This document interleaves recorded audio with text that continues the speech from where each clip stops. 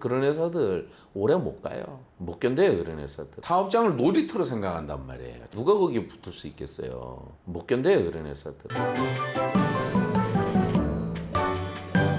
구독자 여러분, 안녕하시죠? 영상을 시청하시기 전에 구독과 좋아요를 눌러주시면 저한테 큰 힘이 되겠습니다. 부탁드립니다. 구직자 입장에서 좋은 회사를 찾기가 정말 힘든데, 그렇죠. 그 흔히 말하는 블랙 기업이라고 하죠. 그렇죠. 이 블랙 기업을 구별하는 법, 예. 그리고 좋은 회사를 구하는 법은 예. 어떤 것이 있을까요? 우리 최 PD께서 질문을 하시니까 내가 금방 생각난 게 하나 딱 있어요. 가급적이면 가족 기업을 가지 말라는 얘기를 내가 하고 싶어요. 지난번 영상에서도 제가 정치하는 사람은 고용주 입장에서 그런 직원 뽑지 마라 이렇게 얘기를 했는데, 자, 이 가족 기업 이거 정말 골치 아픈 기업들 엄청 많아요. 뭐 자영업도 그렇고요. 근데 이게 이제 맨 처음에 어떤 뭐 소규모 사업이든지 뭐든지 어쨌든 처음 시작할 때는 인척 가족끼리 서로 이렇게 힘을 모아서 이렇게 할 수밖에 없어요. 또 뭐 가족 관계니까 어떡하겠어요. 그래서 조금 러프한 얘기로 말씀드리면 비유도 좀 맞춰주면서 성공해야 되니까, 그래서 이제 사장의 입장에서는 사실은 그게 뭐 부모님이든 형제간이든 뭐 누구든 간에 친구든 할 거 없이 그렇게 맞춰줄 수밖에 없는 거예요. 그게. 그런 버릇이 나중에 이게 뭐 이렇게 사업이 커지면 커질수록 인척들이나 자기 가족들이 헤게모니를 지려고 하는 그런 성향이 점점 더 강해진단 말이에요. 그러면 누가 피해를 보느냐면은 새로 회사에 입사를 하려고 하는 사람들이 결국은 피해를 볼 수밖에 없어요. 그 친척이나 뭐 그 가족 기업은 그 가족들이 사업장을 놀이터로 생각한단 말이에요. 이거는 뭐 인사 시스템이고 뭐고 인사 관리고 아무 관계 없어요, 그 사람들. 또 사장도 거기에 놀아놔요, 같이. 난 정말 그런 회사 정말 싫어하거든요. 그래서 우리 그 구직자라면은 그런 회사는, 그런 사업장은 정말 기피해야 될 제 1순위가 아닌가, 나는 그렇게 생각을 해요. 인간관계 전번 영상에서 제가 말씀드렸잖아요. 제 손모양을 한번 보세요. 자, 이 사람이는 아니에요. 그럼 한쪽이 붕괴가 돼버리면은 그 한쪽 당연히 무너질 수밖에 없어요. 인간관계라는 게 서로 이렇게 떠받치면서 이렇게 사는 게 인간관계인데, 누구 하나가 이걸 굉장히 이게 높은 힘으로 이걸 누른다고 생각해 보세요. 그러면 어떻게 되겠어요? 무너질 수밖에 없죠. 그 회사의 인간관계나 조직 자체가 붕괴가 된단 말이에요. 이걸 가족이라고 놓고 보면은 그 가족의 힘이 너무 세. 그러면 어떻게 돼요? 꼬꾸라지지. 그러면 되겠어요? 못 써요, 그렇게 해서.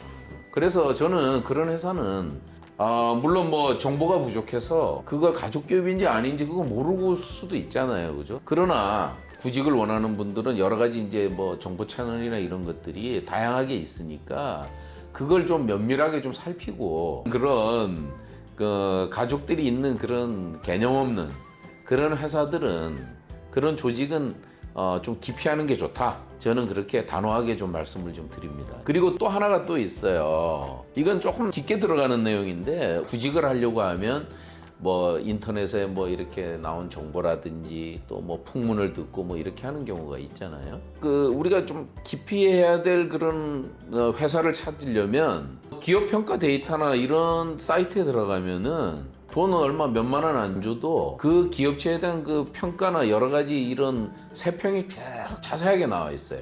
계량적으로 나와 있기도 하고 정성적인 그런 내용도 거기에 같이 포함이 돼 있단 말이에요. 아주 상세한 그 리포트를 받아볼 수 있거든요. 저는 그걸 가지고 하나하나 면밀하게 이 회사의 실적이라든지 성장 발전 단계, 구성원들에 대한 내용들, 이런 것들을 좀 비교적 좀 자세하게 알아보고 가야 된다고 그렇게 생각을 해요. 그 안에 보면은 기업 내용이 안 좋은 경우도 있어요. 뭐 성장을 하다가 이제 계속 이제 뭐 하강 국면으로 간다든지 뭐 여러 가지 그런 것들이 있거든요. 물론 경기 변화에 따라서 안 좋은 그런 것도 있을 수 있지만 내부적으로 혼란이 생겨서 그런 경우도 있을 수도 있거든요. 그래서 그런 경우를 꼼꼼하게 보고 가실 필요가 있는데, 그 객관적으로 검증받을 수 있는 그 데이터를 일단은 내가 먼저 구해놓고 그걸 면밀하게 검토를 하는 거예요. 뭔가 이렇게 데이터를 봤을 때 이게 일시적인 그런 상황이 아니고 이게 굉장히 이게 오래 갈 것 같아 하는 그런 어떤 생각이 드는 회사는 조금 피하는 게 좋다. 저는 그렇게 좀 생각을 합니다. 예. 정말 피해야 될 회사가 또 있는 게 뭐냐면,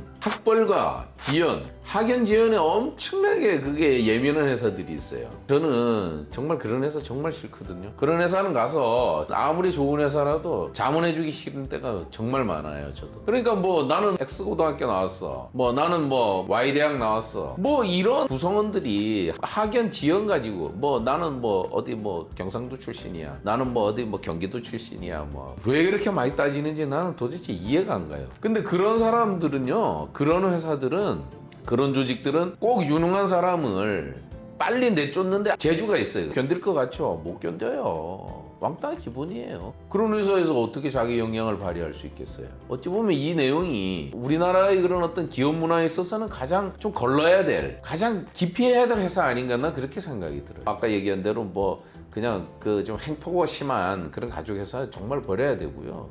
그 다음에 이 지연과 학연으로 너무 똘똘 뭉친 그런 회사는 결국은 또 조직 자체가 금방 망할 수밖에 없어요. 건전한 사고방식을 갖고 있는 요새 뭐 젊은 사람들 같은 경우에는 그런 조직 있고 싶어 하겠어요? 요새 젊은 사람들 얼마나 똑똑해요. 근데 그런 직원들을 누가 내쫓겠어요? 그런 학연과 지연에 똘똘 뭉친 그 조직원들이 다 내보내는 거예요. 회사라는 거 어떤 기업이나 이런 뭐 작은 자영업도 말할 것도 없지만은 그건 일종의 이익을 추구하는 사익 집단이에요. 그런 조직의 가장 궁극적인 목표는 뭐냐면 이윤 추구란 말이에요.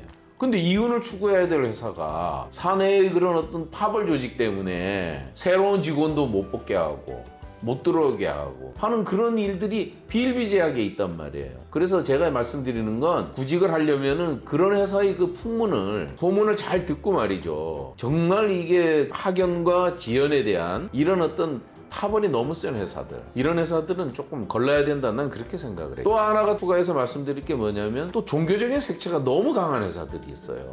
이거는 뭐 거의 그쪽 종교로 그냥 오는 그런 성향이 있단 말이에요. 취직을 하고 나면은. 난 그것도 별로 바람직스럽지 않다 이렇게 생각을 하고, 제가 방금 말씀드렸잖아요.